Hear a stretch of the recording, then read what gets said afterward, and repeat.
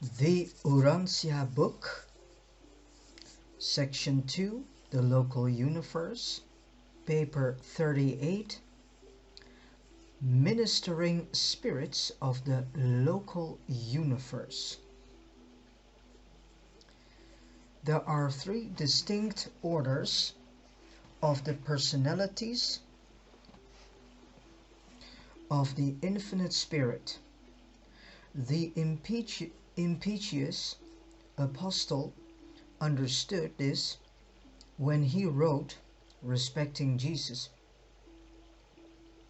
who has gone to heaven and is on the right hand of God. Angels and authorities and powers being made subject to him.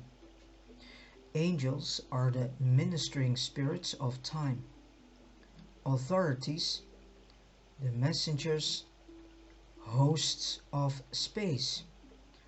Powers, the higher personalities of the infinite spirit.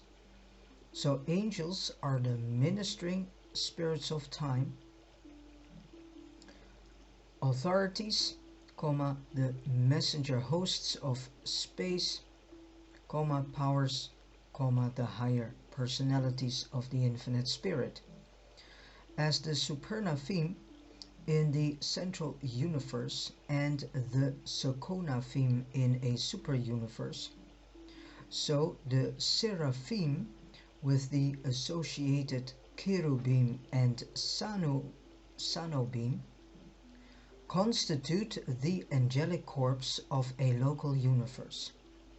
The seraphim are all fairly uniform in design. From universe to universe, throughout all 7 of the superuniverses, they show a minimum of variation. They are the most nearly standard of all spirit types of personal beings. Their various orders constitute the corps of the skilled and common ministers of the local creations. 1. Origin of seraphim. Seraphim are created by the universe Mother Spirit and have been projected in unit formation. 41,472 at a time. Ever since the creation of the pattern angels and certain angelic archetypes in the early times of Nebadon, the Creator Son and the universe representation of the infinite spirit collaborate in the creation of a large number of sons and other universe personalities. Following the completion of this united effort, the Son engages in the creation of the material sons, the first of the sex creatures, while the universe Mother Spirit concurrently engages in her initial solitary effort at spirit reproduction. Thus begins the creation of the seraphic hosts of a local universe. These angelic orders are projected at the time of planning for the evolution of mortal will creatures. The creation of seraphim dates from the attainment of relative personality by the universe Mother Spirit, not as the later coordinate of the Master Son, but as the early creative helper of the Creator Son. Previous to this event, the seraphim on duty in Nebadon were temporarily loaned by a neighboring universe. Seraphim are still being periodically created. The universe of Nebadon is still in the making, The universe Mother Spirit never ceases creativity and creative activity in a growing and perfecting universe. 2. Angelic natures. Angels do not have material bodies, but they are definite and discrete beings. They are of spirit nature and origin. Though invisible to mortals, they perceive you as you are in the flesh without the aid of transformers or translators. They intellectually understand the mode of mortal life, and they share all of man's nonsensuous emotions and sentiments. They appreciate and greatly enjoy your efforts in music, art, and real humor. They are fully cognizant of your moral struggles and spiritual difficulties. They love human beings, and only good can result from your efforts to understand and love them. Though seraphim are very affectionate and sympathetic beings, they are not sex emotion creatures. They are much as you will be on the mentioned worlds, where you will neither marry nor be given in marriage, but will be as the angels of heaven, so to speak. So this means when we go to the first mentioned world, when we die, we shed off the flesh finally, and then we get a different type of body that is more a type of angelic looking body. This also means that we do not have food in a way as we know it. We hardly need sleep. We will have our rest, but in a different way. And we become real brothers and sisters, actually, toward each other instead of partners like we have here on earth,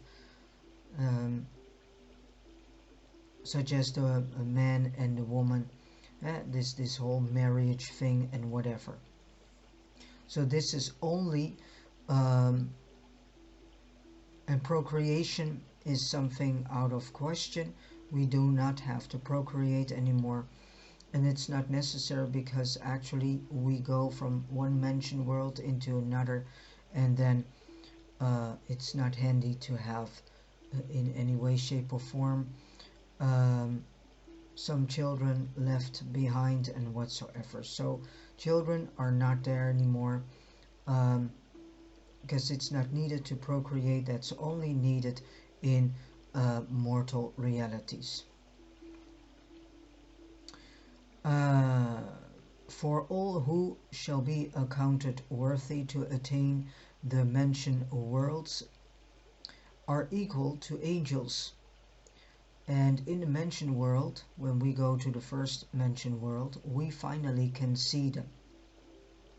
And we can see more of the amazing, gigantic team of celestial helpers, ministering spirits, messengers, and so on, that are assisting us here in this life that we live right now. Nevertheless, in dealing with sex creatures, it is our custom to speak of those beings of more direct descent from the Father and the Son as the sons of God. So we are being seen as the sons of God, while revering to the children of the Spirit as the daughters of God. Angels are therefore commonly designated by feminine pronouns on the sex planets. The seraphim are so created as to function on both spiritual and literal levels.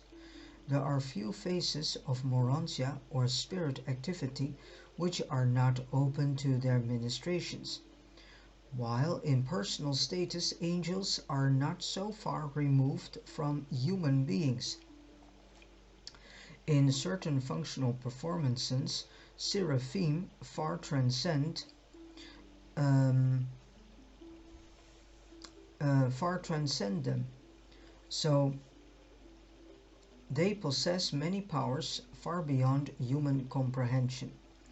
For example, you have been told that the very hairs of your head are numbered, and it is true they are, but a seraphim does not spend her time counting them and keeping the number corrected up to date. Angels possess inherent and automatic, that is, automatic as far as you could perceive, powers of knowing such things. You would truly regard a seraphim as a mathematical prodigy. Therefore, numerous duties which would be tremendous tasks for mortals are performed with exceeding ease by seraphim. Angels are superior to you in spiritual status, but they are not your judges or accusers. And this is the whole point. If you go through the Bible, angels are most of the time painted as beings who can judge. Especially the book of Revelation is loaded with this idea that angels have the right or have been given authority to judge over people. So this is completely incorrect.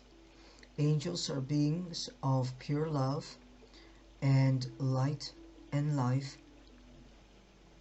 and there is only one who can judge over us, and that is the Paradise Father himself and his sons, which means the Eternal Son and the Paradise Creator Son.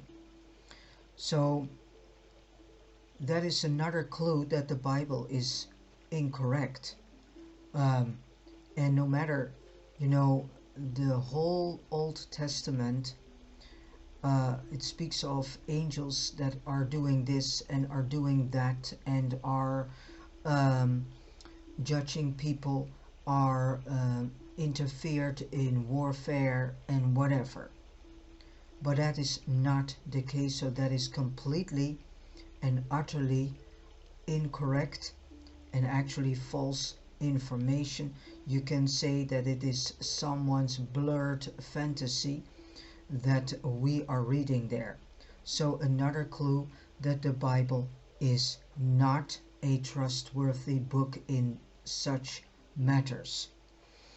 There are still things in it that can be of better said, that can contain some gems of truth, but as a matter of fact, do not rely on every single thing that is mentioned in the Bible, because we have here many, I have come to notice many occasions through the Urantia book that is really telling that the Bible is actually incorrect in many cases.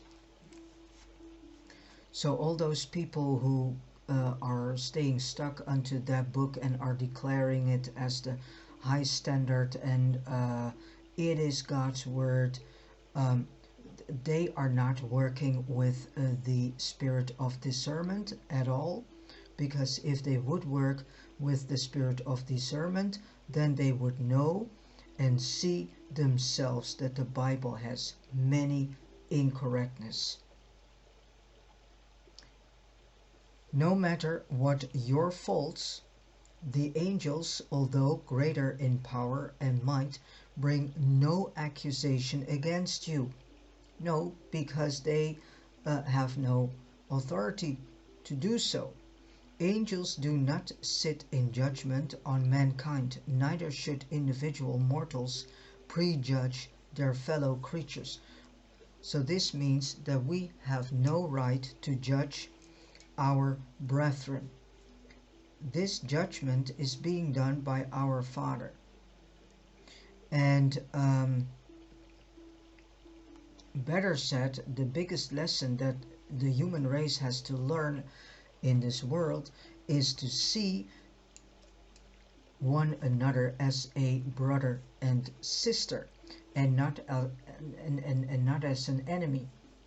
And this is the case because the majority of humanity is still outliving their lower animal human state of beingness. And an animal makes division and is judging another animal on basis of survival. So, and if another animal forms a danger, then the animal that sees the other animal as of danger will kill it. Well, a lot of humans are still outliving these lower levels of human animal instincts, and that is why we see so many division. That is the reason why humans are in a constant war with each other and still do not accept to see one another as a child of God, and so as brother and sister. And this is the main basis and the main key for all the problems in the world. As soon as humanity is starting to recognize that we all are a child of God, no matter if this brother or sister is doing evil things, even these people are God's children and need to see as our brethren who lost track with themselves, with God, with light and life. So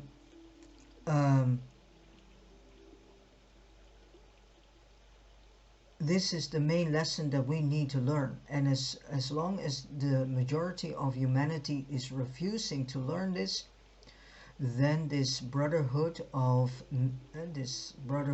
men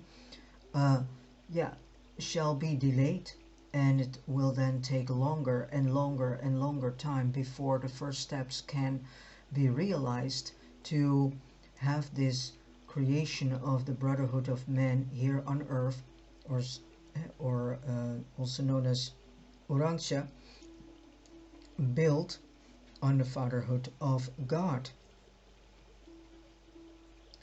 You do well to love them, but you should not adore them. No, because if you do adoration, if you adore angels, what are you doing?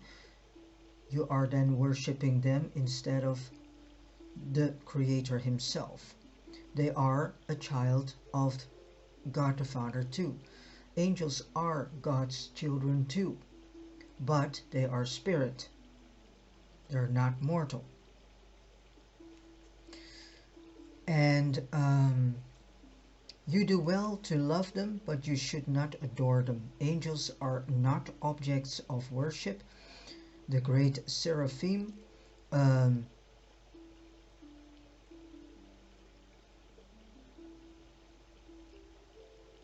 Loyalatia, the great seraphim Loyalatia, when your seer fell down to worship before the feet of an angel, said, "See that you do this not. I am a fellow servant with you and with your races." So actually in the Bible is being said, and that is several times being said, but also in the book of Revelation, that in the book of Revelation, John is falling at the feet of an angel.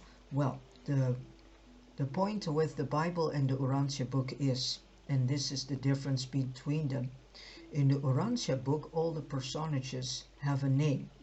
In the Bible it's just a woman a child, a person, an angel, and that's it. Only the key players have a name, so to speak, and the rest that is not of that much importance is mentioned in the Bible as a person, a man, a woman, a child, an angel. But the angel that said this had a name and still lives, of course. So her name is Loyalatia. So angels do have names. So this is another difference between the Urantia book and the Bible.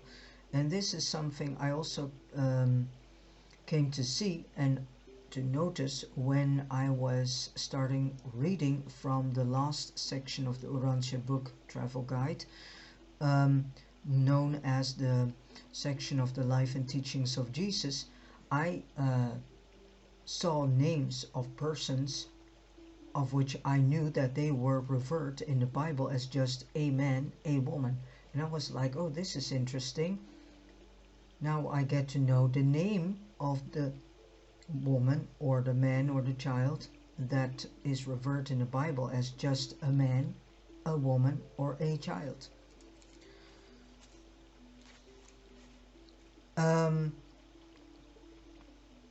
Who are all enjoined to worship God. So angels do worship God also, and they are a fellow servant. In nature and personality endowment, the seraphim are just a trivial ahead of mortal races in the scale of creature existence. Indeed, when you are delivered from the flesh, you become very much like them. On the mentioned worlds, you will begin to appreciate the seraphim, on the constellation spheres to enjoy them. While on Selfington, they will share their places of rest and worship with you. So then you are going to do this in togetherness with the seraphims. How joyous is that to know? And throughout the whole Morontia and subsequent spirit ascent, your fraternity with the seraphim will be ideal. Your companionship will be superb. So you can ask them for help too. They are your guards and you have in your team of helpers 2 of them, because they work always in a couple. And one of them is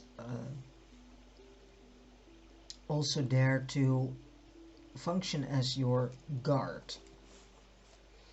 But they don't do anything if you are not asking them. So it's the same as God the Father. God the Father is not doing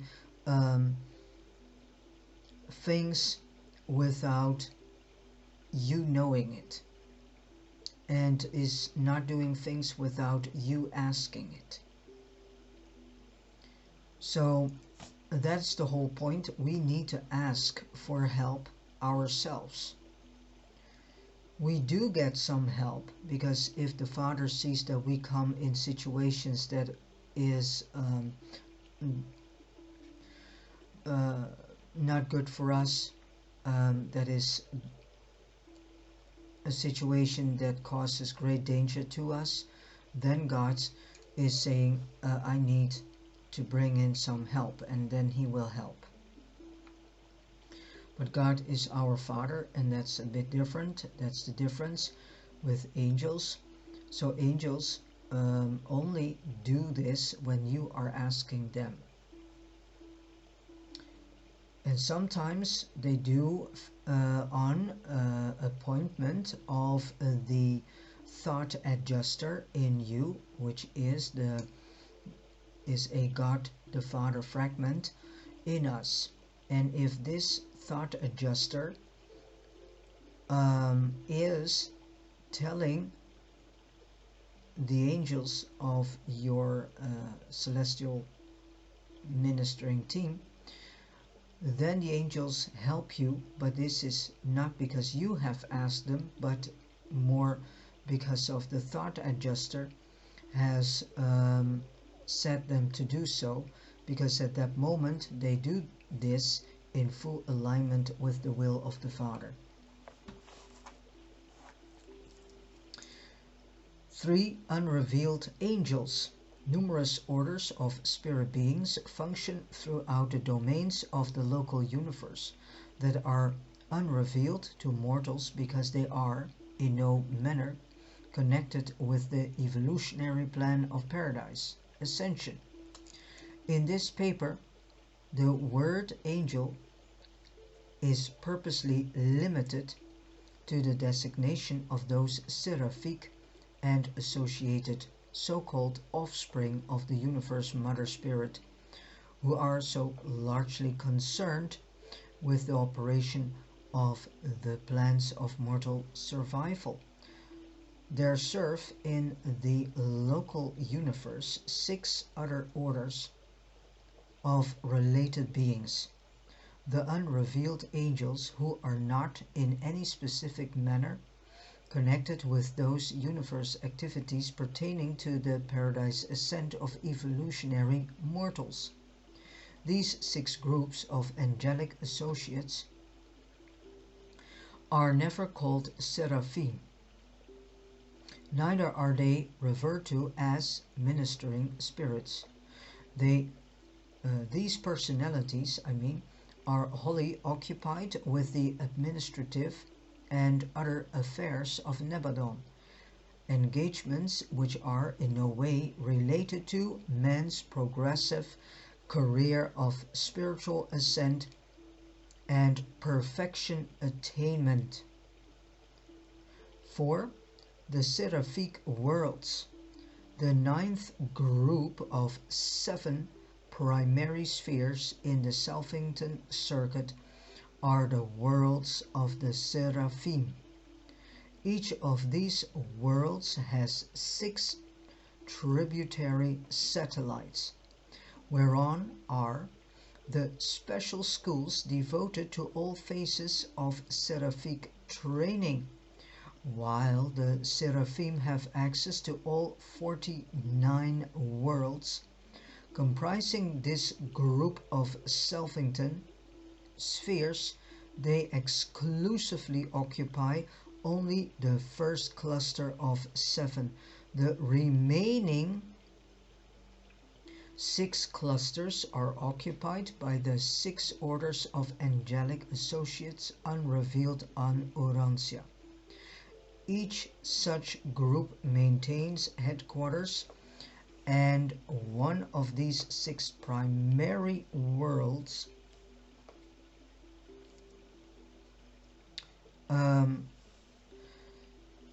and carries on specialized activities on the 6 tributary satellites. Each angelic order has free access to all the worlds of these 7 diverse groups. These headquarters worlds are among the magnificent realms of Nebadon. The seraphic estates are characterized by both beauty and vastness. Here each seraphim has a real home, and home, between quotation marks, means the domicile of 2 seraphim, because they live in pairs. They live as a brother and sister, so to speak. To have it for our human brain understood. They're not really, because angels are sexless or genderless. In that matter, they don't have the type of gender as we are used to. Of course, they have male principle and female principles in them,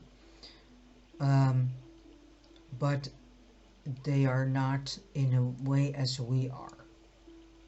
Though not male and female as are the material sons and the mortal races, seraphim are negative and positive. So one is negative and one is positive, like a battery.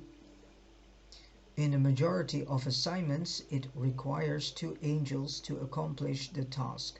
When they are not encircuited, they can work alone. Neither do they require complements of being when stationary. Ordinarily, they retain their original complements of being, but not necessarily. Such associations are primarily necessitated by function. They are not characterized by sex emotion, though they are exceedingly personal and truly affectionate. Besides designated homes, seraphim also have group companion, battalion, and unit headquarters. They foregather for reunions every millennium and are all present in accordance with the time of their creation. If a seraphim bears responsibilities which forbid absence from duty, she alternates attendance with her complement, being relieved by a seraphim of another birth date. Each seraphic partner is thereby present at least every other reunion. 5. Seraphic training. Seraphim spent their first millennium as non-commissioned observers on Selfington and its associated world schools. The second millennium is spent on the seraphic worlds of the Selfington Circuit. Their central training school is now presided over by the first 100,000 Nebadon seraphim, and at their head is the original or firstborn angel of this local universe. This the first created group of Nebadon seraphim were trained by a corps of 1,000 seraphim from Avalon. Subsequently, our angels have been taught by their own seniors. The Melchizedeks also have a large part in the education and training of all local universe angels, seraphim, cherubim, and sanobim. At the termination of this period of training on the seraphic worlds of Selfington, seraphim are mobilized in the conventional group and units of the angelic organization and are assigned to some one of the constellations. They are not yet commissioned as ministering spirits, although they have well entered upon the pre-commissioned phases of angelic training. Seraphim are initiated as ministering spirits by serving observers on the lowest of the evolutionary worlds. After this experience, they return to the associate worlds of the headquarters of the assigned constellation to begin their advanced studies, and more definitely to prepare for service in some particular local system. Following this general education, they are advanced to the service of some one of the local systems. On the architectural worlds associated with the capital of some Nebadon system, our seraphim complete their training and are commissioned as ministering spirits of time. When once seraphim are commissioned, they may range all Nebadon, even limitations.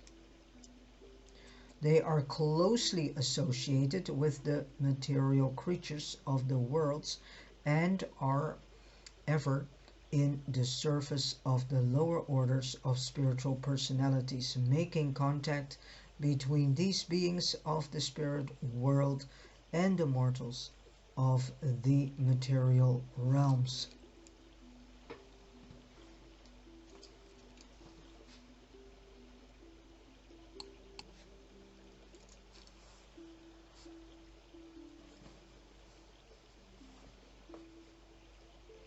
Point 6. Seraphic organization. After the second millennium of sojourn at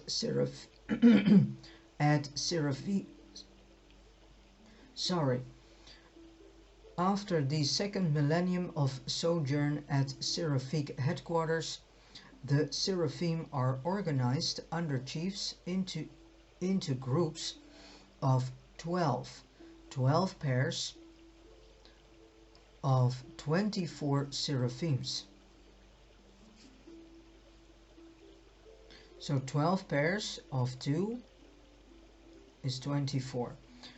And 12 such groups constitute a company of 144 pairs, which means 288 seraphim.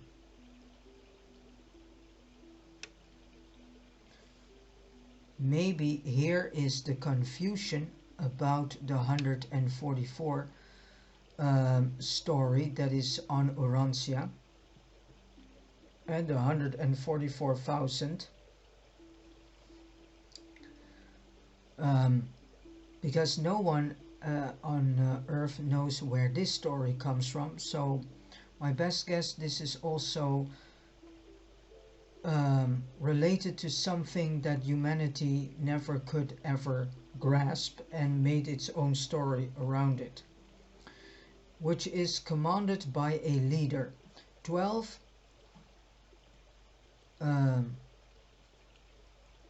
companies under a commander constitute a battalion of 17,028 pairs, or 3,456 seraphim, and 12 battalions under a director equal a seraphic unit of 20,736 pairs, or 41,472 individuals, while 12 units subject to the command of a supervisor constitute a legion numbering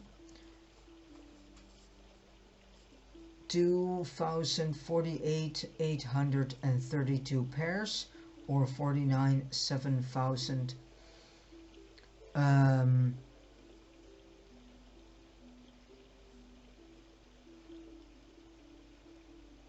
4,097 .664 individuals. So Jesus alluded to such a group of angels that night in the Garden of Gethsemane, when he said, I can even now ask my Father, and he will presently give me more than 12 legions of angels. 12 legions of angels comprise a host numbering of 2,000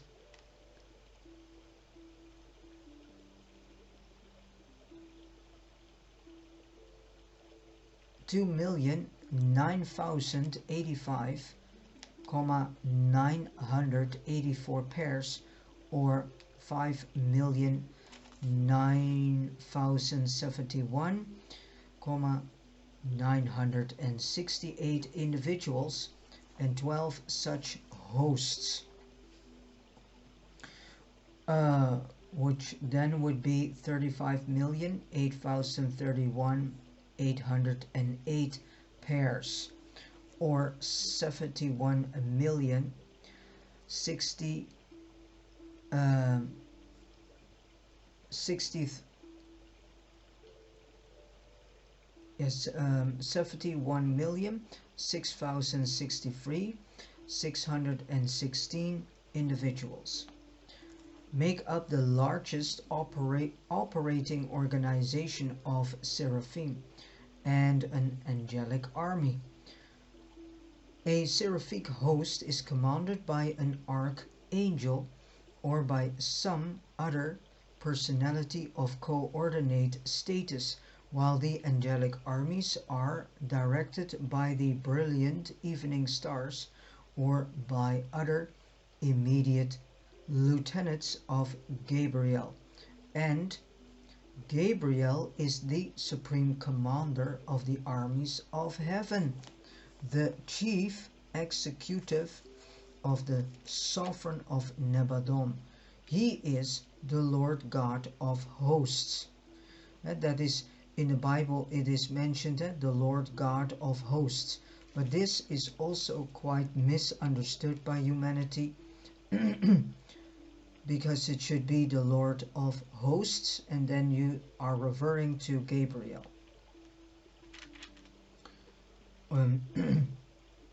Though serving under the direct supervision of the Infinite Spirit as personalized on Selfington since the bestowal of Michael on Urantia, seraphim and all other local universe orders have become subject to the sovereignty of Master Son, because that is what Michael is. Even when Michael was born of the flesh on Urantia, there issued the super universe broadcast to all Nebadon, which proclaimed, "And let all the angels worship him." All ranks of angels are subject to his sovereignty. They are a part of that group which has been denominated as, between quotation marks, his mighty angels. So now we get a deeper understanding of all the things that are being described in the Bible. And so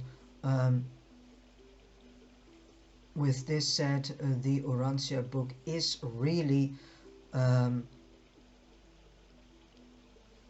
the book that gives the best background information through which we can better understand what has actually been written down by men whom some of them were quite inspired and most of them were not. 7. Cherubim and sanobim. So this, I want to say again, this Urantia book is really a good guide and really a good travel guide in getting a deeper understanding of all these ancient texts that the majority of humanity is still seeing as very valuable and whatever. Also, I need to say that most of these ancient texts are also having a lot of distortions in them due to the fact that in the beginning everything went oral, and in a later moment in history these oral given messages were then written down on tablets. So, and we know all that if one person says a thing to another person, then eventually some information is being left out, some information is being added that should not be added at all. So all these ancient texts, the same as for the Bible, they contain a lot of distortions, but if you use a loop in the sense of the spirit of discernment, and you ask the spirit of discernment to help you to find the gems of truth in it, also known as the gems of higher spiritual truths, then you will see, and then you will filter these out of the texts.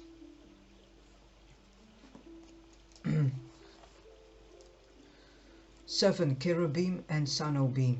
In all essential endowments, cherubim and sanobim are similar to seraphim. They have the same origin, but not always the same destiny. They are wonderfully intelligent, marvelously efficient, touchingly affectionate, and almost human. They are the lowest order of angels. That is funny because many people think that cherubim are actually above the seraphim. And that is, in this case, as we read here, not the case. Hence, all the nearer of kin to the more progressive types of human beings on the evolutionary world. Cherubim and sanobim are inherently associated, functionally united. One is an energy, positive personality, the other energy, negative personality. The right hand deflector or positively charged angel is the cherubim. The senior or controlling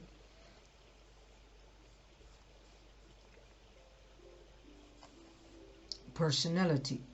The left hand deflector or negatively charged angel is the sanobim, the complement of being. Each type of angel is very limited in solitary function. Hence they usually serve in pairs. When serving independently of their seraphic directors, they are more than ever dependent on mutual contact and always function together.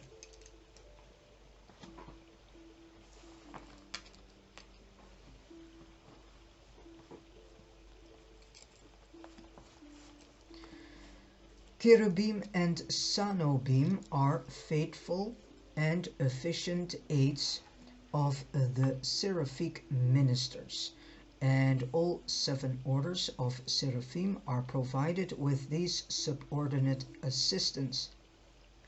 Cherubim and sanobim serve for ages in these capacities, but they do not accompany seraphim on assignments beyond the confines of the local universe.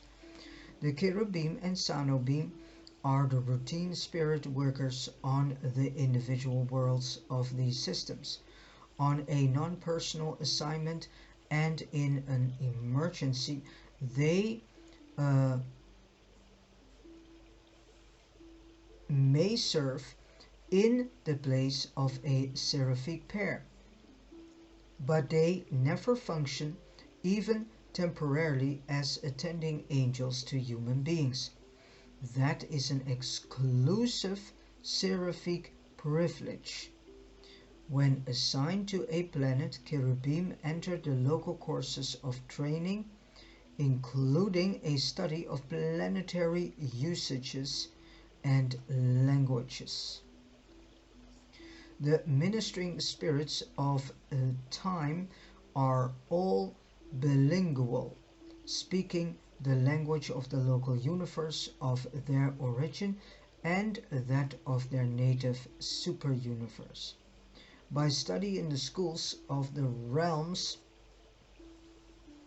they acquire additional tongues, cherubim and sanobim, like seraphim and all other orders of spirit beings are continuously engaged in efforts at self-direction.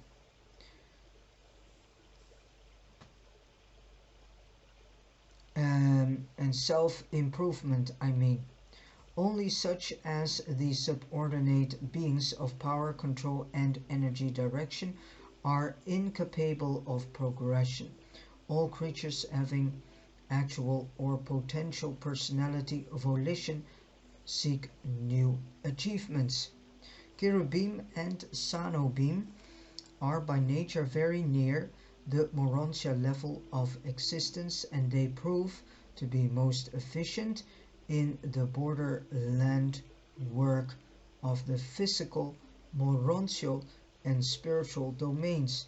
These children of the local universe Mother Spirit are characterized by, between quotation marks, fourth creatures, much as are the Havona servitals and the conciliating commissions.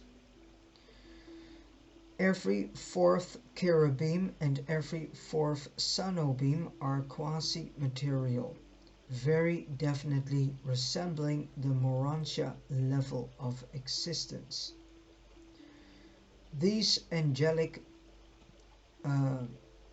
fourth creatures are of great assistance to the seraphim in the more literal phases of their universe and planetary activities. Such Morontia cherubim also perform many indispensable borderline tasks on the Morontia training worlds and are assigned to the service of the Morontia companions in large numbers. There are to the Morontia spheres about what the midway creatures are to the evolutionary planets. On the inhabited worlds, these Morontia cherubim frequently work in liaison with the midway creatures.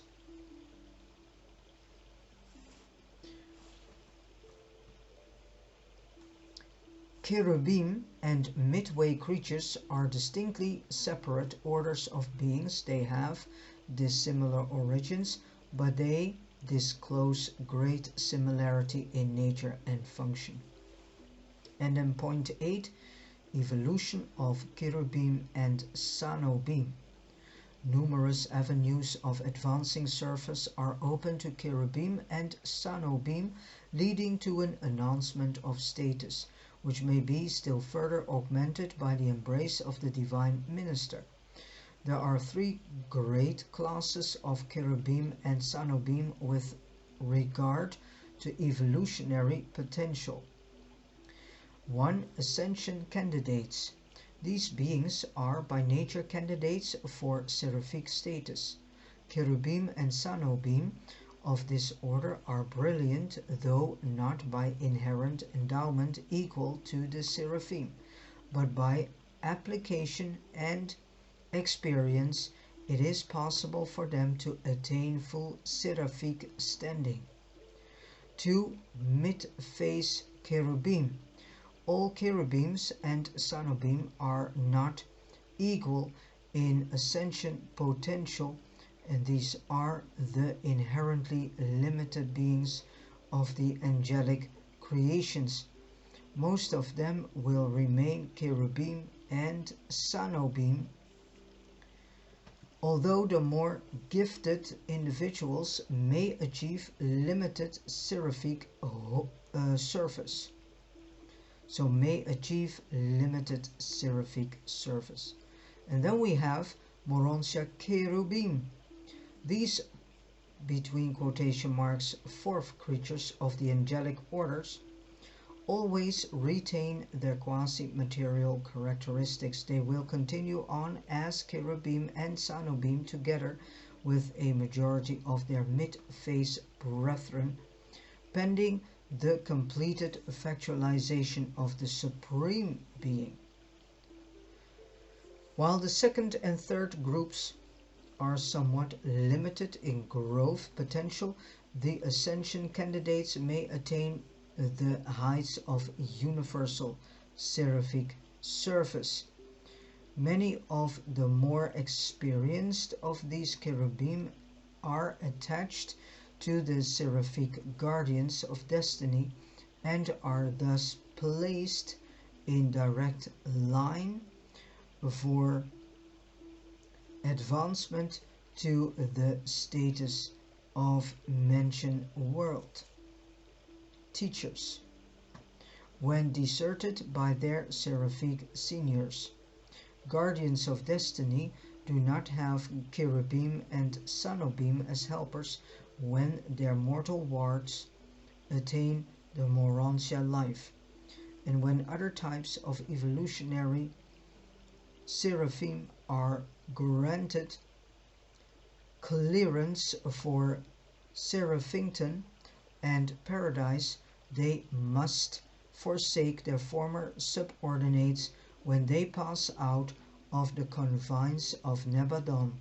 Such deserted cherubim and sanobim are usually embraced by the universe mother spirit, thus achieving a level of equivalent to that of a mentioned world teacher in the attainment of seraphic status, when, as mentioned world teachers, the once embraced cherubim and sanobim have long served on the Morontia spheres from the lowest to the highest, and when their corps on Selfington is over-recruited, the bright and morning star summons these faithful servants of the creatures of time to appear in his presence. The oath of personality transformation is administered, and thereupon, in groups of 7,000, these advanced and senior cherubim and sanobim are re-embraced by the universe mother spirit. From this second embrace they emerge as full-fledged seraphim.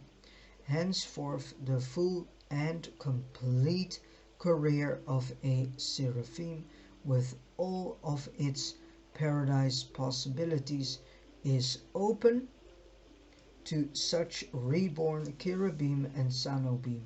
Such angels may be assigned as guardians of destiny to some mortal beings.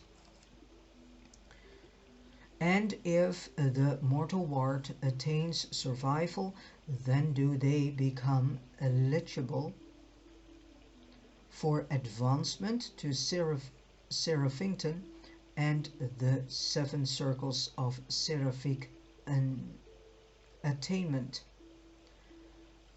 even to paradise and the corpse of the finality. And as last, point 9, we have the midway creatures. The midway creatures have a threefold classification. They are properly classified with the ascending sons of God. As mortals, we are climbing up on the ladder of our ascension path.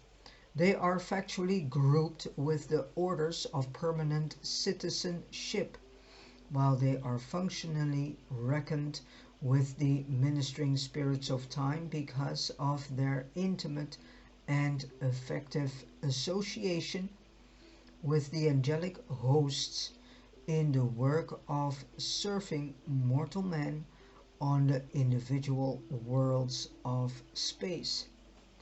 These unique creatures appear on the majority of the inhabited worlds and are always found on the decimal or life experiment planets such as Urantia. Midwayers are of 2 types, primary and secondary, and they appear by the following techniques. 1. Primary midwayers. The more spiritual group are a somewhat standardized order of beings who are uniformly derived from the modified ascendants, mortal staffs of the planetary princes. The number of primary midway creatures is always 50,000, and no planet enjoying their ministry as a larger group.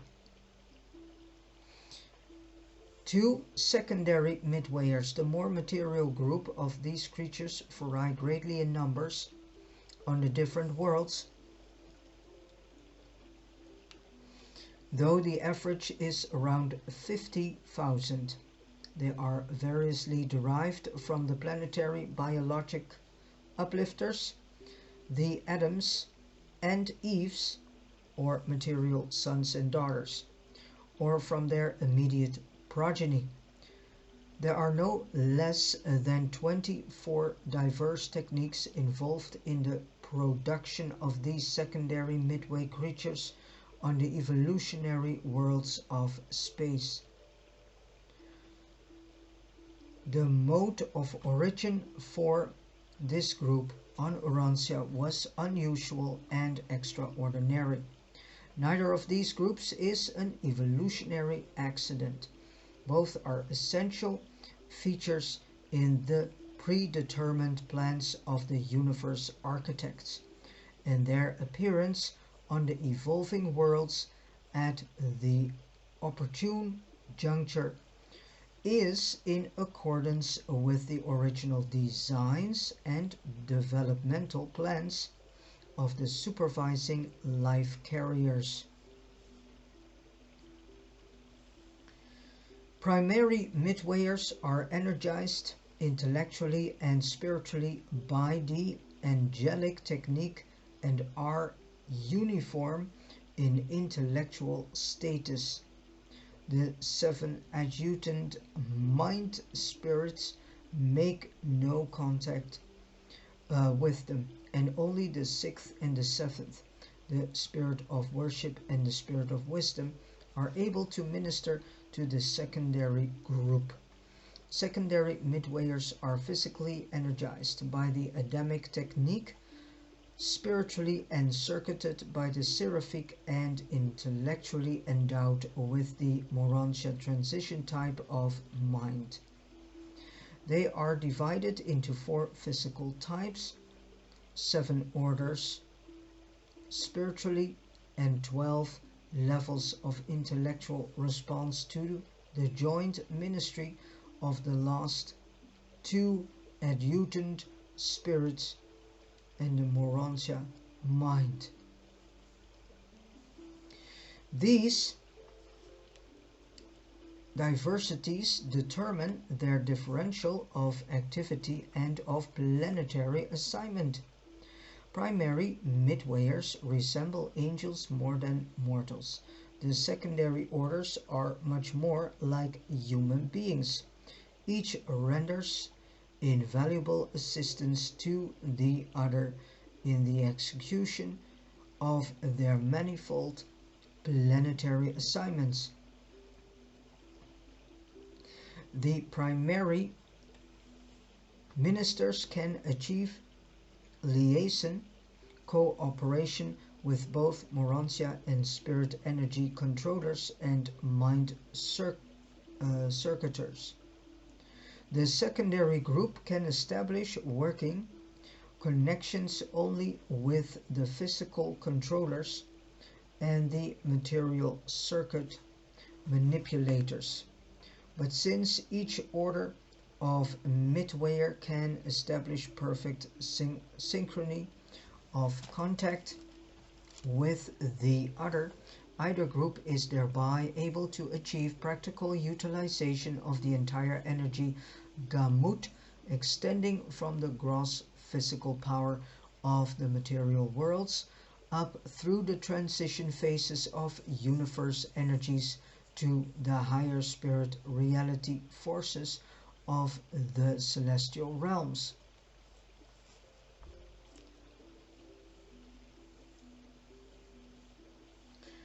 The gap between the material and spiritual worlds is perfectly bridged by the serial association of mortal man, secondary midwayer, primary midwayer, Morantia cherubim, midphase cherubim, and seraphim. In the personal experience of an individual mortal, these diverse levels are undoubtedly more or less unified and made personally meaningful by the unobserved mysterious operations of the divine thought adjuster.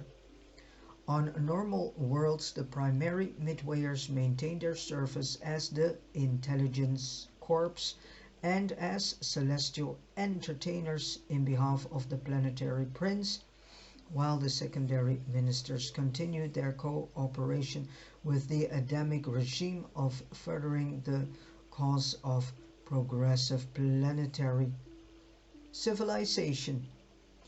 In case of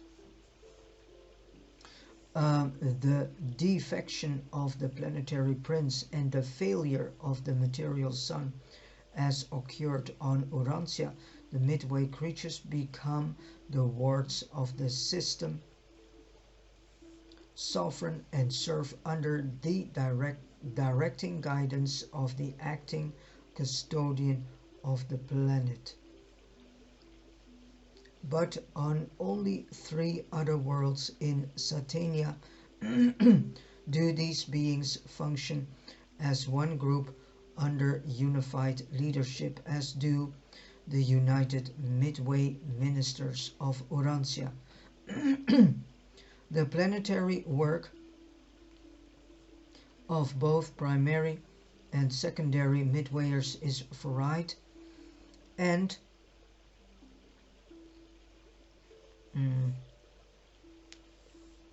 diverse on the numerous individual worlds of a universe, but on the normal and average planets, their activities are very different from the duties which occupy their time on isolated spheres such as Urantia. The primary midwayers are the planetary historians who, from the time of the arrival of the planetary prince to the age of the settled light and life, formulate the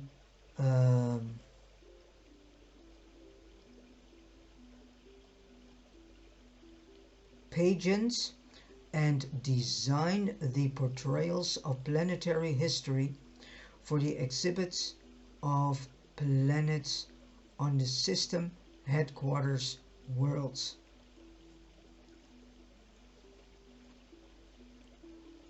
Midwayers remain for long periods on an inhabited world, but if faithful to their trust, they will eventually and most certainly be recognized for their age-long service in maintaining the sovereignty of the Creator Sun.